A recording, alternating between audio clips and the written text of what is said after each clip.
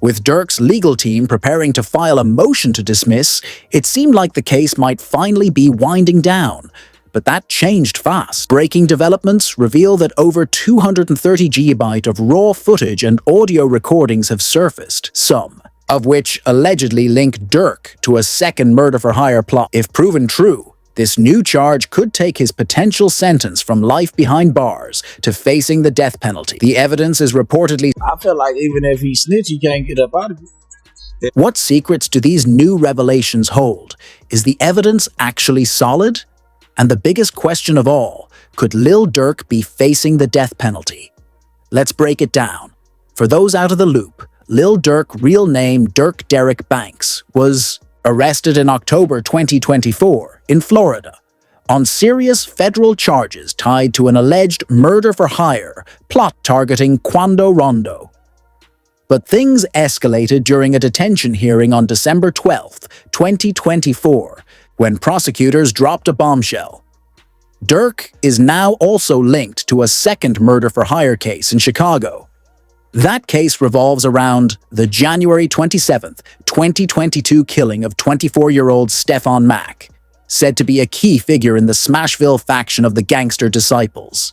Mack was gunned down outside the Roseland Youth Peace Center on 111th Street, a so-called safe space in one of Chicago's roughest areas.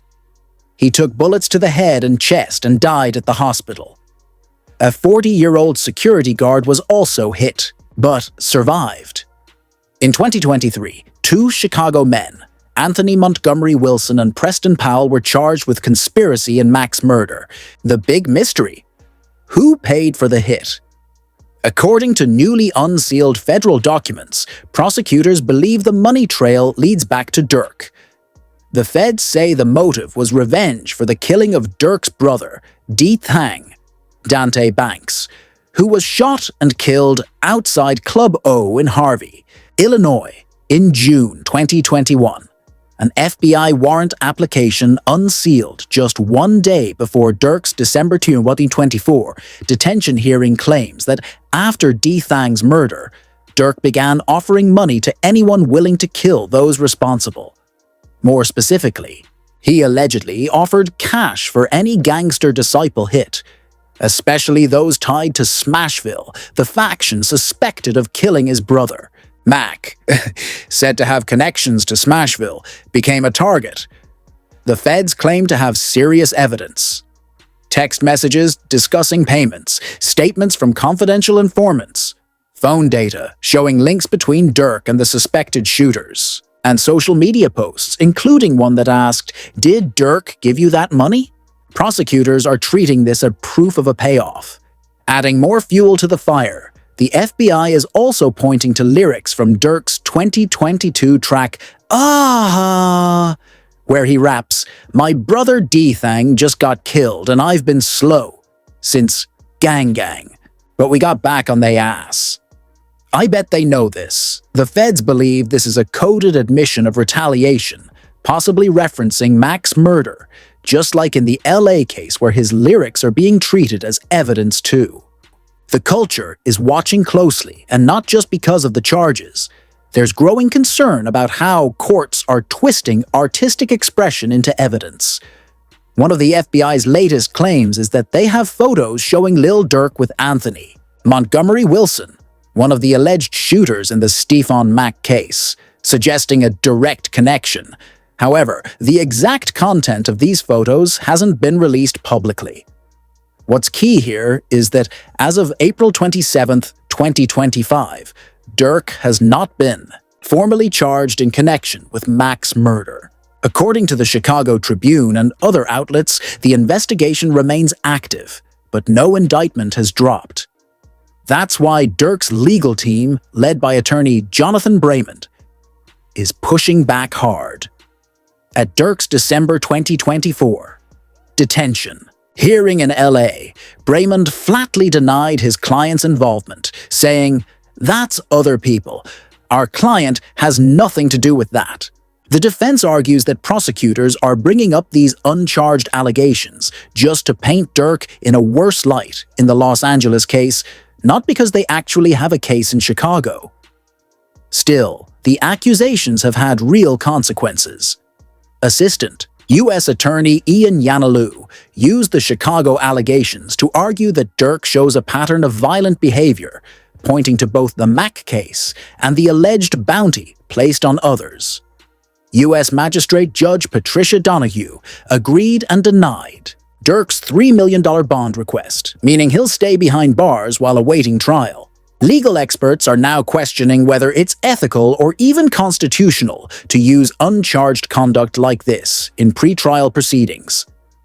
While not illegal, this strategy can heavily influence how a judge views a defendant, stacking the deck before trial even begins.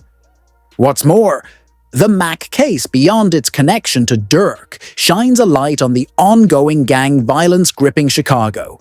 The Gangster Disciples, a major player in the city's street wars, operate through multiple subsets like Smashville, creating both internal and external beefs.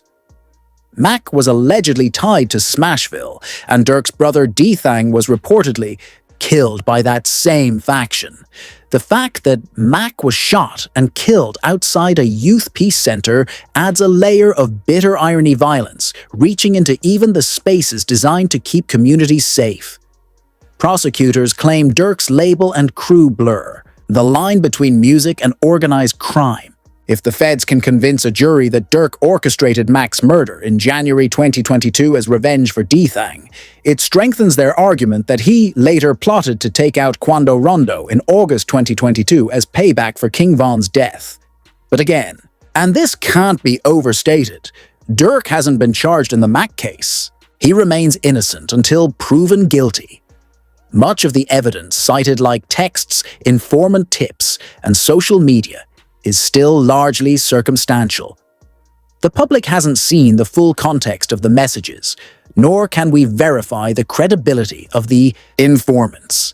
Even more controversial is the use of rap lyrics as courtroom evidence.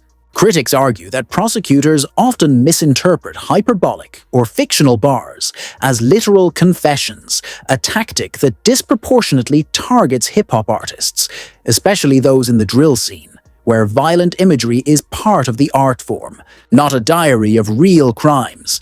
And that tension between art and criminality, image and reality, is at the center of Durk's legal nightmare. To understand how we got here, we have to rewind to where it all started. The first murder-for-hire case in Los Angeles and the bombshell that followed. A closer.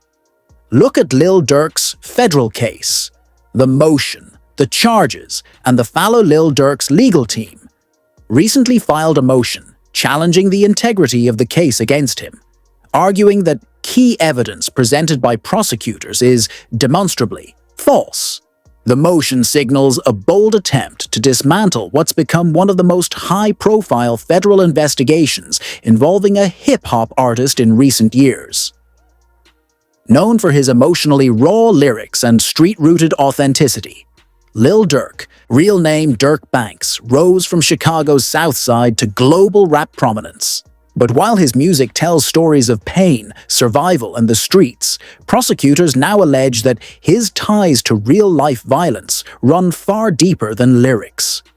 The recent federal indictment paints a picture that reads more like a Hollywood thriller than a rap career. The trouble began brewing as far back as 2020, when tensions escalated between Durk's collective, Only the Family, OTF, and rival factions. The feud intensified following the murder of Devin Bennett, better known as King, Von, a key OTF artist and Durk's close friend. Von's death sparked a public vendetta with rapper Quando Rondo, who was rumored to be connected to Von's suspected killer. According to federal prosecutors, this beef crossed the line from diss tracks to deadly intent. They allege Durk placed a bounty on Quando Rondo's head, determined to settle the score by any means necessary. That alleged bounty, authorities say, triggered a chain reaction that led to a violent ambush on August 19, 2022. That evening, chaos erupted at a gas station. Near the Beverly Center in Los Angeles, 3 masked gunmen opened fire on a black Cadillac Escalade carrying Quando Rondo and members of his family. While Quando escaped with his life, his cousin identified in court records as Savia Lulu Pau. Robinson was killed in the barrage of bullets. Investigators